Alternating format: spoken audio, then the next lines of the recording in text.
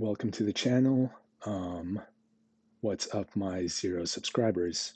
So today's video is going to be a little bit different.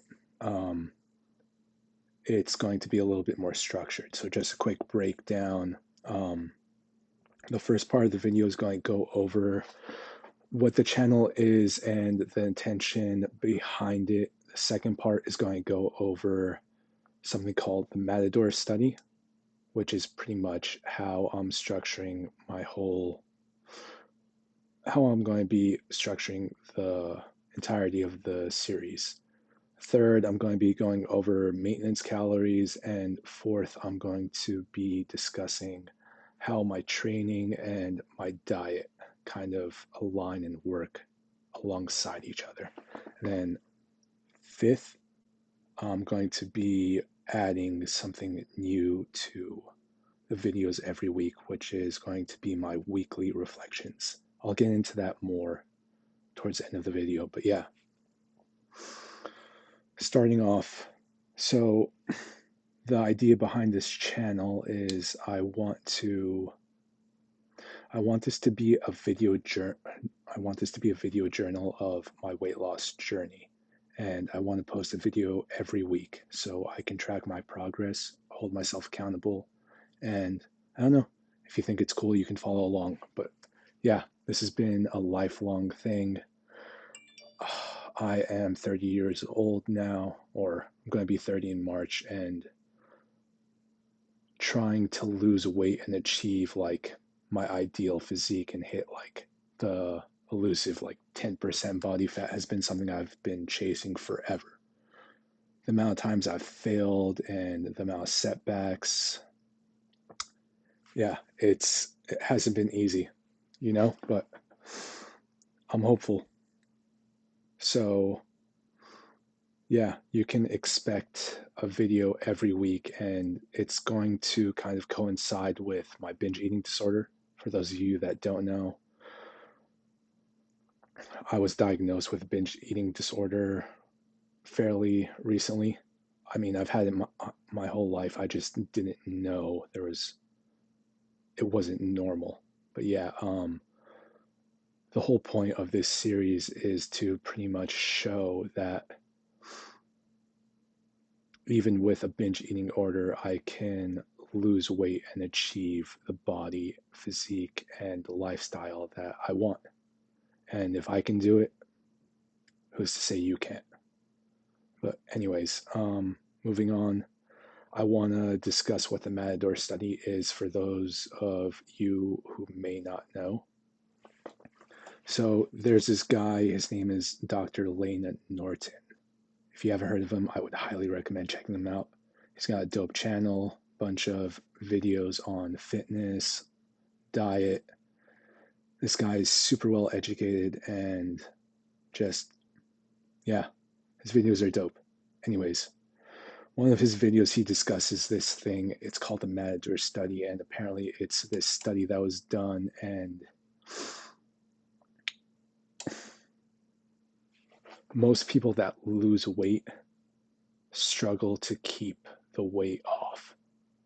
They're able to do these crash diets and lose this significant amount of weight, but when you look at them over the years, they end up gaining that weight back, or in many cases, they end up gaining more weight back.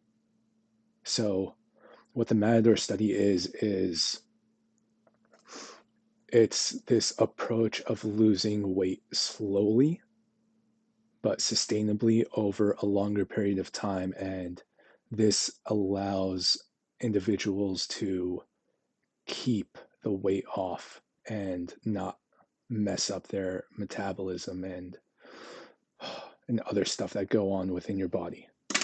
So the way that I'm going to be using the Matador study is pretty much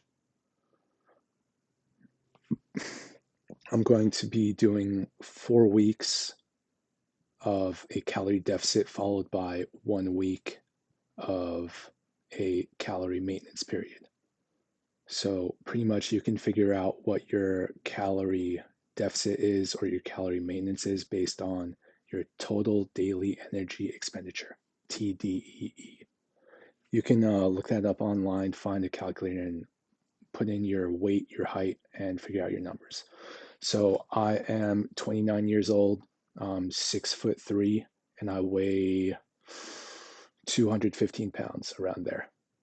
And my activity level is fairly active, but yeah, you can mess around with that and find out what fits you.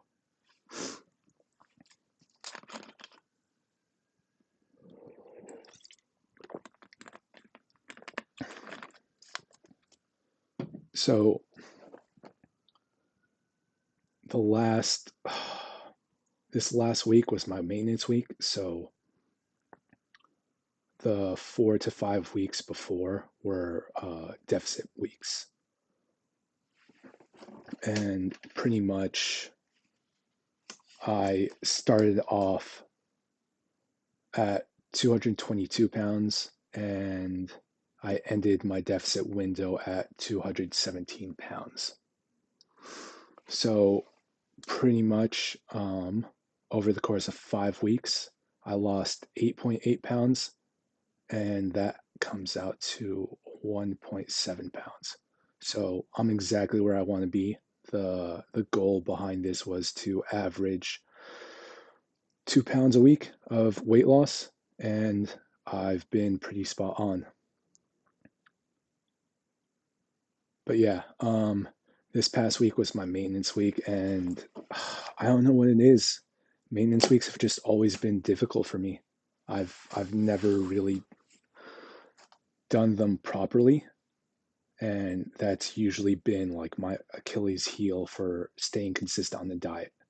I can stay in a deficit, but it ends up taking a toll on me. I end up getting tired, fatigued.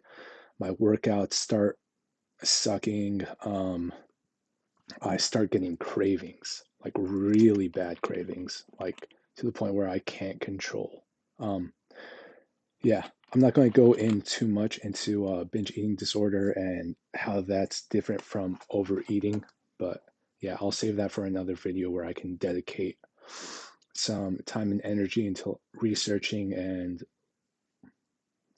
understanding it better and being able to explain it as well. But yeah, pretty much the way I'm doing it is on my maintenance weeks, which is essentially my 1 week off after a 4 week deficit period. My maintenance week is going to be the 1 week I take off from training.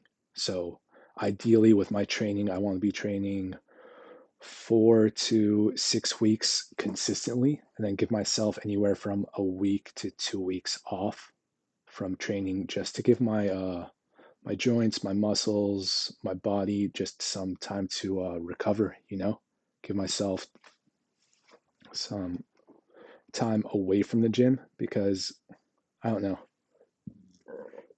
Sorry, excuse me. To me, the gym should be the fun part. The gym should be the part that you look forward to. And the diet should be the important part. It's not always the most fun. It's not always the easiest trying to figure out what your calorie budget should be, where you try and figure out what you're eating, what you like eating, and tracking your calories and holding yourself accountable. I mean, for me, that's one part I feel like I'm better at than most. At least I've spent years, years tracking, figuring out little tips and secrets that I don't know keep me within my range. But yeah, pretty much my maintenance periods are going to be the weeks where I'm not training. So yeah, that's what this past week was, and this is my data for the week. I started off at 214. I hit a high of 223, and I ended at 211 with an average of 215 pounds at 44.2 pounds fat mass, which is around like 20% body fat. But yeah, as far as maintenance goes, you should be the whole idea behind maintenance is being at the same calories. Sorry, not the same calories, being at the same weight. So I ended my deficit at 213.8 pounds, and I ended my maintenance at 215. So there's like a pound difference in there, but I'm still going to mark it off as a win. I'm still not sure if this upcoming week I'm going to keep my maintenance or if I'm going to go back into a deficit. But yeah, we will know by next week. So anyways, the last segment of this video I want to get into before it gets too long and too boring is Sundays are the days where I pretty much reflect on the week. I take all my weigh-ins, my weight, my body fat, my fat mass, and I average it. So if this is new to you, the best way to kind of track your progress is to take your average week by week. So doing this gives you a much better understanding of where your weight is at as opposed to fluctuating from day to day, because there's so much stuff that's going to throw your weight off, especially if you're not weighing in at the same times every day, especially if you're not on top of your water intake and you're not sleeping the same amount every day, you know?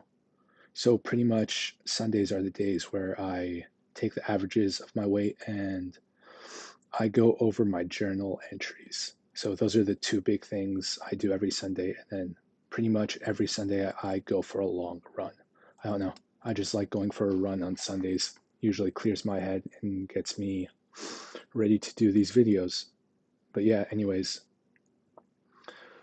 I started getting into the habit of journaling every day and going over my journal entries at the end of the week to kind of reflect on it all. So the second I'm going to be adding into the end of these videos, I'm going to call my weekly reflections. And that's pretty much the highlights from my journal entries for the week. So that's what it looks like. And real quick, I'm just going to go over these. The first thing is practice the pause. So for me, practice the pause means when I get these urges to overeat, I feel so uncomfortable, and it's this feeling of not having control. And practicing the pause is pretty much giving myself space to just sit with a feeling, understand it, accept it, and understand that it's a phase, it's going to move on. I'm eating enough, I'm eating adequately, and practicing the pause allows me to understand what a craving is, what an urge is, and what hunger actually is.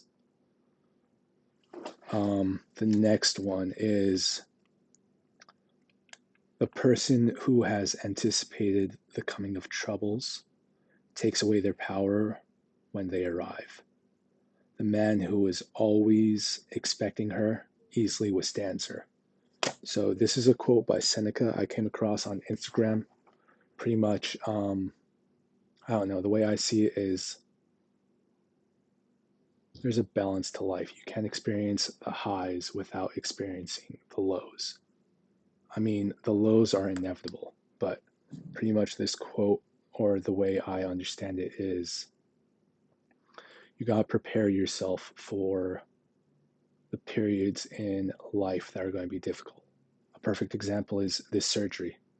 The surgery I was getting, I knew I wasn't going to be able to train. That usually throws me off my diet, and being weak after a surgery is going to mess with my sleep. It's going to mess with my ability to be active. So I was very intentional with how I scheduled my surgery. I had it purposely line up with my week off from training and my maintenance week.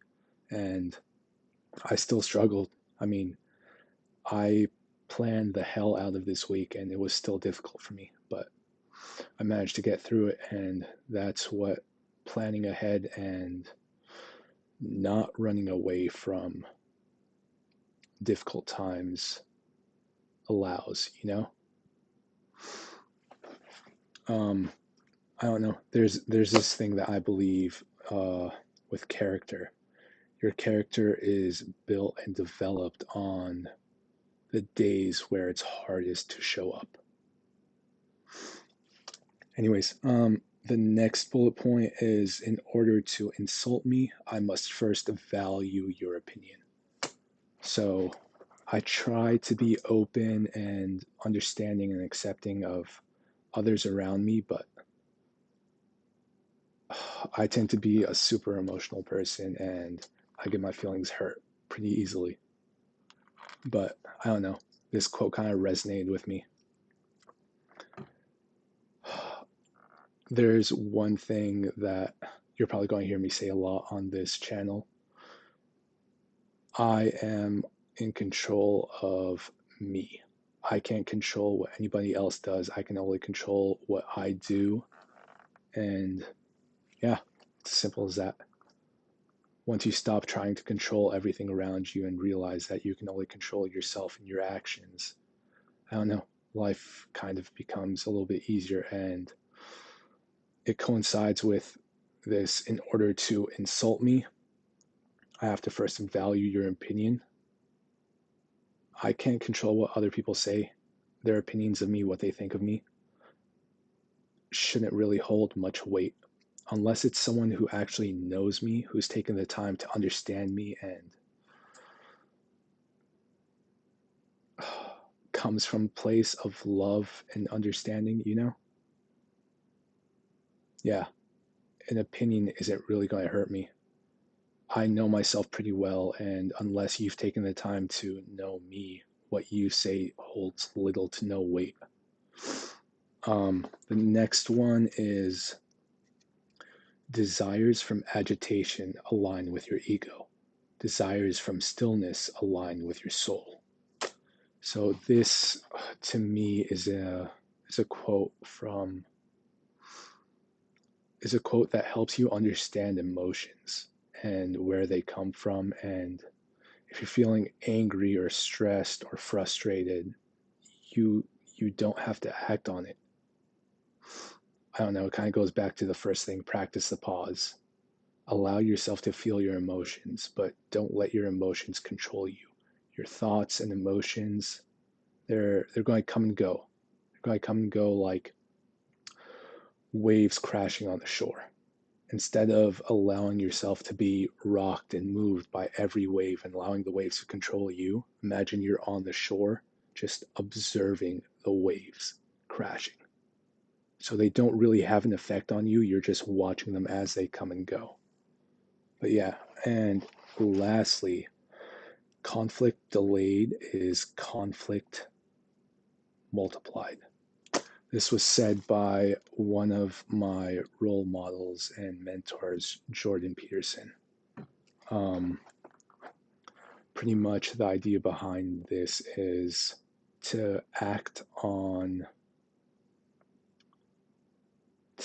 conflict as soon as possible, no matter how small. Because if you don't face it when it first arises, it tends to get bigger, and the fear of trying to deal with whatever the situation is becomes harder and harder, and we end up putting it off. So even though it's uncomfortable, you need to face your fears head on, and especially when they first rear themselves, Yeah. Ooh, there's actually a second page. Sorry, I'm just realizing this. So I'm gonna go over these quick. Yesterday is history. Tomorrow is a mystery. Today is a gift. That's why it's called the present. I don't know. That's a pretty popular quote, but I don't know. It resonated with me. Um, the next one is power is work over time. So power comes from putting in work over time. So consistency. Power is not working overtime. So it's not burning your burning the midnight oil. It's not work, work, work. It's not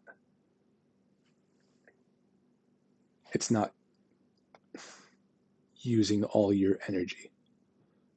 Power comes from using your energy in a smart way over a longer period of time. Sorry, I'm finding the the